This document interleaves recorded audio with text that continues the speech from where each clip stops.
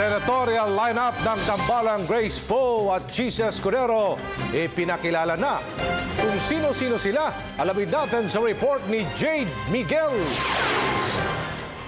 Ipinakilala na ng Tambalang Poe Escudero ang 12 kandidato na bubuo sa kanilang senatorial lineup. Ang naturang slate ay masasabing nanggaling sa iba't ibang grupo at advokasya na nais isulong sakaling palari na mabigyan ng pwesto sa Senado. Unang ipinakilala si Senador Tito Soto na malapit na kaibigan ng ama ni Poe na si FPJ. There are more bills to file. There are more debates to participate in. There are more people to protect.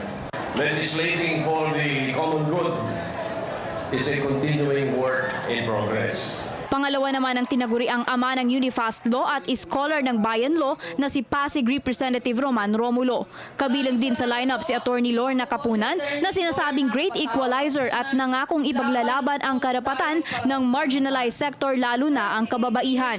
Naniniwala naman si Bayan Munay Representative Nery Colmenares na kailangan ng isang fighter sa Senado na magsusulong anya ng batas na magpapababa ng buwis at magtataas ng sahod at pensyon sa SSS.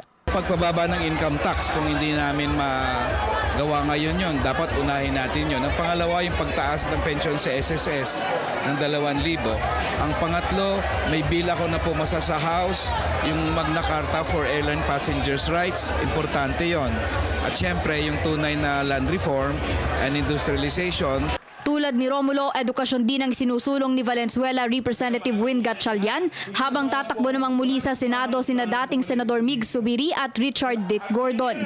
Kabilang din sa mga kumumpleto ng lineup sina ACT-CIS Representative Samuel Pagdilaw, aktor na si Edu Manzano, Manila Vice Mayor Isko Moreno at OFW advocate na si Susan Toots Ople. Hindi naman nakadalo ang guest candidate na si Senador Ralph Recto na kandidato rin ng Partido Liberal, ngunit ipinadala na lamang nito ang kanyang anak na si Ryan Christian. My father works very hard and he takes his job very seriously. He believes in a Philippines where merit is rewarded.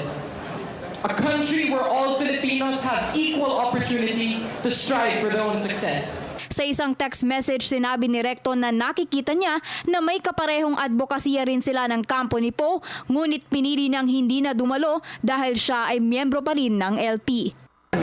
Siyempre, solid ang support namin sa ANIC.